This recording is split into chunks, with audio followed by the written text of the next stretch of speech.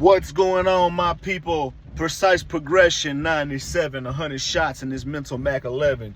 You know what I'm saying? It's a rainy day in Henderson, Texas, man. I'm on my lunch break and whatnot, man. And I just got a little bit of time to voice my voice and give my voice that is indeed a voice of reason to a most recent situation that's going on within the music culture, the hip hop culture, the street culture, podcast culture, whatever culture you want to include this in, man. And in this current state of 2026 and in this current state of ethics and operation and just the way we do things, period, from the media to the industry and the streets, because they're all pretty much connected somehow, some way, even though it's been exploited and it's been busted open from all the music videos, all the exposure, all the vlogs, all the documentaries, and everything that pretty much gives people platforms to explore our culture and to understand our culture and to understand the mind frames and mindsets of people in the culture. You know, it benefits because it gives people a better understanding of where we come from, but it's also detrimental because it's giving plenty of outsiders and plenty of people the platform and the opportunity to exploit our culture and to exploit our struggles and to exploit what we go through and to also exploit and to try to break down and dissect what we stand on. So the most recent situation is, it all started from, you know, Big Bang, well-respected podcast out of the glorious ATL. You know what I'm saying? A lot of history of black culture, music culture, and just everything that pretty much expresses us to a certain extent, because there's a lot of flaws and there's a lot of roadblocks in between that culture that also leaves a couple bruises and black eyes on our culture, even though it is a big representative of our culture, and that's fair enough. And one of the respected voices within the ATL community, who everybody pretty much holds to some sort of regard, is your boy Big Bang Black, right? So the dude just recently put on a tag, and he tagged 6ix9ine and was like, hey, somebody reach out to 6ix9ine and get him an interview. And this can pretty much be taken in multiple different ways. And it's another big platform named Urban Politicians TV. I recently commented on his post, giving his commentary on Big Bang choosing to reach out and choosing to give his opinion on that. And in my comment, I say something because I don't have the technology and the equipment yet, but I'm working on it. But I pretty much say in the comments that it's a big risk of Big Bang Black to put somebody like 6ix9ine on his platform, because me coming from street culture, who's did time, I did 3 years, 8 months in prison. I'm out now, I'm learning trades, I'm driving forklifts, looking to get me some LLCs and whatnot. I'm a working hard, upstanding, law-abiding citizen for the most part, right? So I kind of understand the mind frame of a person who changed their life and get out the way, but I also understand where we come from and what we sign up for as people who choose to indulge and partake in the street life, right? So I got a different understanding of the world now, but I still try to stand behind my morals, principles, and choose the consequence and face the consequences of the decisions that I make. Cause a nigga like me who come from this street shit and really grew up and really had to navigate the trenches, my whole mind frame is snitching is still something that should be looked down on, because once you make that decision and you choose to partake in activities with other people who choose to operate on the other side of the law, if you get caught, you don't then choose to help the law after you've already chosen to operate against the law. That's like that's treason. Because once you choose the street life and the street culture and you choose to navigate in ways that subject you to jail time, to death, to shootouts, to high-speed chases, anything that may be a consequence of the life that you choose to live, anything that you choose to partake in, you have to understand the consequences that come with that. So I don't co-sign that at all. But I also understand that the new wave of the streets and this shit that's really You know, because when you choose to rap or operate in the podcast space, but you still got street ties, but then you also operate on a corporate level to where your building, the building in which you operate in, you might have police security. You might have police securing your building once you choose to go legit and do different things in that nature. So when you're operating in the music industry or in corporate America or podcast spaces, you put yourself in a position to where you kind of got to play both sides of the fence. So in a situation to where you might get into a situation, you might be in a position where police cooperation is somewhat become a part of what you do, because you got to protect your business. If something comes up missing, you might have to file a police report because you might have insurance on your building, or you might have insurance on merchandise within your building, right?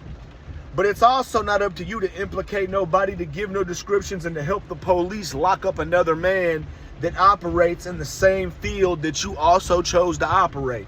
So that's besides the point. My point is, Urban Politicians, he replied to one of my comments. And me, I'm a small YouTube channel as of now, but I'm a real insightful person. I'm a real objective thinker. You know what I'm saying? And I'm objective. I know how to read situations and read circumstances and read the actual situation that might be, well, it might not just be a black and white situation, because the times that we are in, bro, we've seen a lot of so-called street niggas break the code. We've seen a lot of so-called street niggas, you know what I'm saying, play both sides of the fence. Like we got Gucci Mane saying that he's corporate all of a sudden, right? But you don't got a 10-year span of not indulging in the streets. Gucci Mane 3 or 4 years ago was just talking about smoking a dead man. He made a song with Lil Durk. I think My House Is Haunted, though, by who? The Ghost of Pookie. So you are still choosing to partake and do certain shit in the streets. And then what niggas don't speak about, you hypocrite ass people who play both sides of the fence, want to move the goalposts for the people you're cool with. There is a video out there of an event happening in Atlanta, and this is the skinny Gucci Mane, Chisel working out, him and Keisha Kayor doing their thing, whatever. He kicked a man out of an event because he was supposed to have some iffy paperwork on his name, and Gucci told him he had to leave. So it's a lot of hypocrisy. It's a lot of goalpost moving, right? So I made a comment on Urban Politician's post in which he did not have to respond to my comment. He didn't have to respond to this. So I pretty much said that, man, you know, Big Bank's taking a risk, and he kind of is putting his reputation on the line. But at the end of the day, we're in times where it's a lot of people who have broken the code, and we pretty much got to get our insight. And with somebody like Big Bank, who don't got snitch allegations on his name, who ain't really did no backbiting shit, ain't really broke the codes that us real people stand on. Because I did 4 years. I got out the way. I put myself in a situation where I don't got to get told on, where I don't got to worry about who's going to tell on me, because I'm operating that life. And if I ever choose to make a decision that puts me on the other side of the law, then I face them consequences, bruh. I take what comes with it. If I get robbed, it's not up to me to goddamn me get another man locked up, because I was the nigga who was doing the robbing at one point in my life before I chose to operate on this side of the fence. It was people that I robbed who had to take it on the chin. So if I got merchandise that I have insurance on, I put the police report out to get my merchandise back, right? So boom. So let's go back to Urban Politicians, right? Salute to Urban Politicians. He is a big platform. He's a respectable platform, and his voice is very reasonable. It's very objective, and his platform is moving up. He done got Vlad to go out his way to respond to him. He even had Boosie say something to him. You know what I'm saying? Like Charlemagne the God shouted him out. He's a big platform. He don't got to respond to nothing I say or even take my opinion serious, because he's an objective thinker that has given valid points and spoke on a lot of bull crap and a lot of colonizer type ideologies that tend to take place and tend to want to operate in our culture. So I respect Urban, but his basic response was along the lines of, we don't need no insight from 6ix9ine because we already know how he operates. We already know about the vulgarity and how he speaks about our culture. And I kind of agree. I kind of feel like 6ix9ine even has his own agenda to kind of try to point out hypocrisy and talk about people breaking the code. But I feel like he has an agenda of anti-blackness, right? And that's a whole nother topic that we can discuss at a later time. But I feel like 6ix9ine has an anti-black spirit, because we've seen a lot of Hispanics who, instead of wanting to build a black and brown coalition, they want to operate close to the supremacists and close to that side of the fence of people who also don't care about our struggles and don't value what our race has been through and what our race has contributed to this country. You know, he might want to, he might have the mind frame to want to align with them type of groups. But basically, I feel like Urban Politicians was wrong about that, man. And I just feel like this could be an insightful interview, because Big Bang Black is speaking from is also an objective thinker and also a person who has the mentality and has the ability to give dialogue to push back against these talking points and against these different attitudes that 6ix9ine portrays. I feel like somebody like Big Bang Black could do something, could do a very calculated and very measured approach with this interview that kind of pushes back at 6ix9ine and kind of makes him look like a goofy.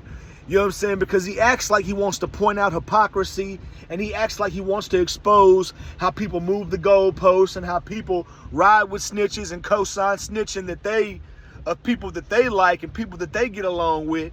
He acts like he's pointing out hypocrisy, but he actually has an agenda to tear down and belittle the same black culture that motivates all these other people who want to be a part of the culture, from a Vlad TV to a Adam 22 to a 6ix9ine who had to rap. He didn't make reggaeton. He didn't make all this other music.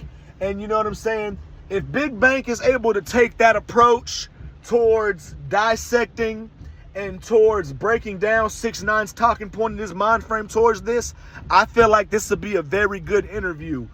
But if Big Bang doesn't give the right pushback and Big Bang doesn't break down and point out and push back on some of the anti-black rhetoric that 6ix9ine portrays in some of his dialogue, then I feel like it'll be a failed attempt on Big Bang's part, and it could very much damage his reputation as a podcaster and as a respected member of the street culture who transitioned to the podcast world, transitioned to some corporate connections without snitching, without breaking the code, without doing dishonorable things within the streets that'll make people of my nature and other people of this culture who stick to the code and who will make them look at him like, damn, Big Bang, bro, you went out sad.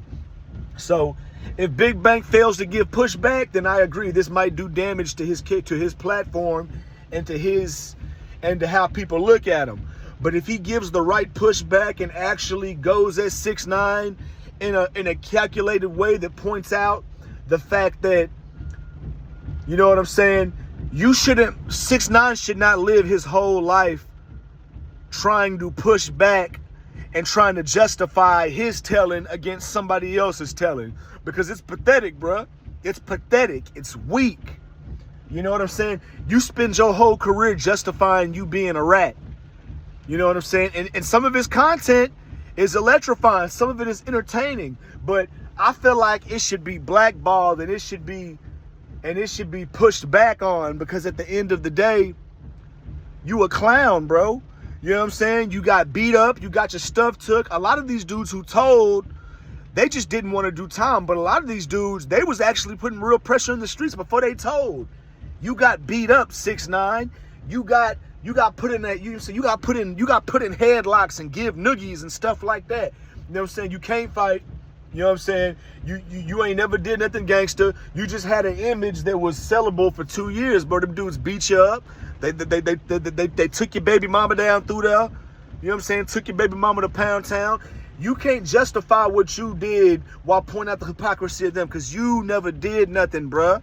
It was Shotty, it was Treyway, it was all these dudes. You know what I'm saying? So if Big Bank fails to criticize and target and break down those different talking points and those different angles that 6ix9ine takes, I definitely feels like it'd be a failed thing on 6ix9ine's part. But aside from that, you know what I'm saying, I respect urban politicians, but I disagree on his response to my comment. You know what I'm saying? I disagree, wholeheartedly disagree that there could be no insight on this situation. You know what I'm saying? Now, will he be able to say things that people haven't already said? Probably not.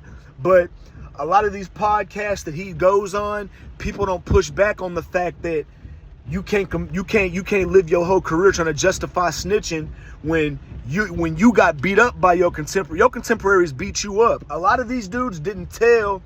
A lot of these dudes who did rat, they didn't tell until it was actual time on the table. You know what I'm saying? They didn't have to get beat up. They didn't have to get jacked up, put in headlocks, get their baby mamas smashed on. They didn't have to do that before, but you know what I'm saying, for them to justify they telling. You know what I'm saying? So people done said that already, but at the end of the day, we need people on these platforms that's going to be able to actually target what's real, bro, and actually talk to 6ix9ine's soul. So far, they haven't been able to do that, and I hope Big Bank is able to do that if he gets them on that podcast, because if Big Bank doesn't, it's going to look real bad, man. It's going to look real bad. Precise Progression, 97, shout out everybody. Shout out everybody being productive in this world, standing on principles, pushing for their people, and trying to build a nation, trying to build something bigger, because all you got is your people. You might be able to justify saying forget your people, forget them, forget that, but at the end of the day, bro, these folks up top, they not gonna do it for us, bro. We gotta come together in unison, and we gotta be precisely progressive. You know what I'm saying? And that's just what that is, man. Salute y'all, man. Stay dangerous, stay safe, whatever you operate in. Stay in your lane, stay focused. Precise Progression.